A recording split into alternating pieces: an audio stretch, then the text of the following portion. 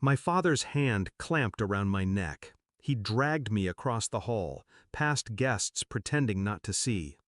"Your money is hers," he hissed. "You're worth less than dirt." My mother's laugh cut through the music. "Dogs don't deserve love, only chains." The bride, my sister, smiled, veil shimmering. And I stood there, breathless, my throat bruising, as the family I once bled for made a spectacle of me. They thought I would bow. They thought humiliation was enough to break me. They didn't know what I would do next. I was the firstborn, the unwanted one. From the beginning, my sister was the golden child. She shone, and I was the shadow that proved her light. Every grade I earned, every dollar I saved, they dismissed. But the moment she lifted a finger, applause followed. I told myself it was fine. That family isn't perfect, but it's still family. I swallowed their insults, their neglect. Until the wedding. Until my father's hand around my throat and my mother's laughter sealed it. I wasn't family. I was property, a wallet, a dog. That night, when the celebration ended and they left me with bruises hidden under my collar, I listened. I listened to the way they spoke about me when they thought I wasn't there. "He saved 30,000, my sister whispered, excitement curling in her voice. "I'll get it out of him. He's too soft to fight back." "Don't worry," my mother assured. "He doesn't have the spine to resist." My father chuckled. "That boy doesn't have spine at all." Each word carved me open. But I didn't bleed, not this time. I sharpened. I didn't rage. I didn't cry. I watched. And in watching, I saw their patterns. My father's obsession with image. My mother's greed. My sister's thirst for admiration. They thought I was powerless. That was their mistake, because silence is not weakness, it's strategy. Step 1. Vanish. I moved in the shadows, transferring my savings into accounts they couldn't trace. Sold what I didn't need, converted the rest into investments under a new name. On paper, I became the struggling son they always believed me to be. Step 2. Exposure. My father ran a business propped on reputation. Clean image, dirty secrets. I documented everything. Tax evasion, underpaid workers, bribes, all stored neatly, waiting. Step 3. Patience. My mother's weakness was gossip. She loved to talk. So I fed her little lies, that I was spiraling, that I'd given up. She believed it easily.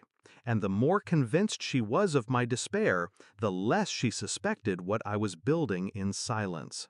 Step 4. The strike. The wedding had been their theater. Mine would be the anniversary party. Same guests, same stage. This time, I wouldn't be the dog. I would be the hunter. The night arrived. Golden lights, champagne towers, my father boasting, my mother preening, my sister glowing in jewels I once paid for. I stepped into the hall unnoticed, invisible, as always, perfect. Then the screen lit up. My voice filled the room, calm, cold. Ladies and gentlemen, tonight isn't only a celebration, it's a revelation. Faces turned. The first document appeared, a contract my father forged. Then tax records, then hidden accounts. One by one, their empire unraveled before the crowd. Gasps, whispers, phones recording. My father lunged for the stage. Too late. I turned the knife deeper. Footage of my mother laughing about charity money she pocketed. Texts from my sister bragging about bleeding me dry. The room wasn't festive anymore. It was Judgment Day. My father's face turned crimson. My mother's lips trembled. My sister's veil of perfection ripped in real time. I didn't scream. I didn't gloat. I just stood there, letting the evidence speak. And when the silence grew thick, I delivered the final cut. My savings? They're gone. Safe, untouchable. The only thing I have left to give you is truth, and tonight, everyone here knows it. Security escorted my father out first, fists clenched, powerless. My mother followed, her voice shrill, begging people to believe her lies. My sister collapsed in tears, mascara staining her cheeks, her prince of a husband staring at her like she was poison. Their kingdom crumbled in one night, and I didn't have to raise my hand once. They don't speak to me now, not that they could if they tried. The company dissolved, their friends scattered, their wealth drained by fines and disgrace. They live in a rented flat outside the city, arguing with the walls. My sister works 2 jobs, stripped of the admiration she once bathed in. And me? I sit in my own apartment, free. My money, mine. My silence, mine. My life, mine. Sometimes I replay my father's words, "You're worth less than dirt," and I laugh, because dirt feeds the roots, and I grew, while they rotted.